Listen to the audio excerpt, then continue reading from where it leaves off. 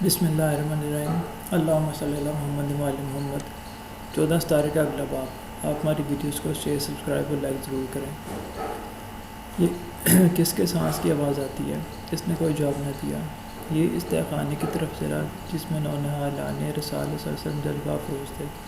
اس کی آٹھ پا کر ایک بھائی نے دوسرے کو جگا کر کہا، بھیا ابھی محمد مصطفیٰ صلی اللہ علیہ وسلم، علی مرتضیٰ، فاطمہ زہرا، حسن مجتبیٰ اور امام حسین اور میرے بابا خواب میں تشریف لائے تھے، اور انہوں نے فرمایا کہ ہم تمہارے انتظار میں ہیں۔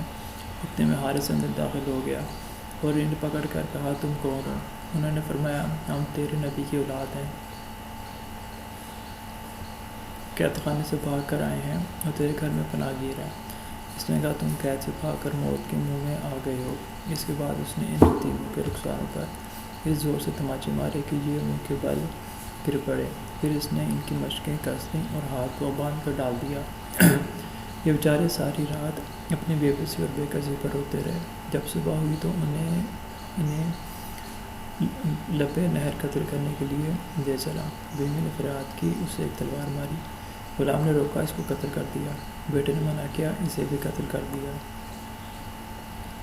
الغرض نہر فرات پر لے جا کر قتل کرنا ہی چاہتا تھا کہ بچوں نے کہا، اے شیخ، ہمیں زندہ ابن زیاد کے پاس لے چل، ہمیں بازار میں بیچ ڈال، ہماری کمسنی پر رحم کر، ہمیں 2 رکعت نماز پڑھنے کی اجازت دے۔ اس نے کہا کہ قتل کے سوا کوئی چارہ کار نہیں ہے، البتہ نماز اگر پڑھتے ہو تو پڑھ لو، لیکن کوئی فائدہ نہیں ہے۔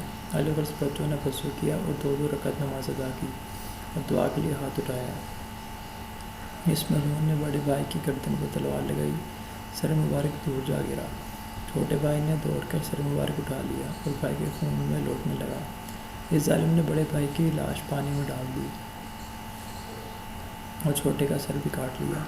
جب دونوں لاشیں پانی میں پہنچی تو وہاں بغل گیر ہو کر ڈوب گئیں۔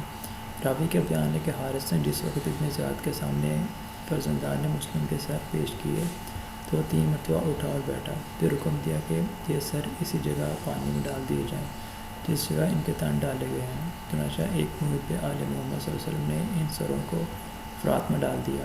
مروی ہے کہ سروں کے پانی میں پہنچتے ہی ڈوبے ہوئے جسم سطح آب پر ابھر آئے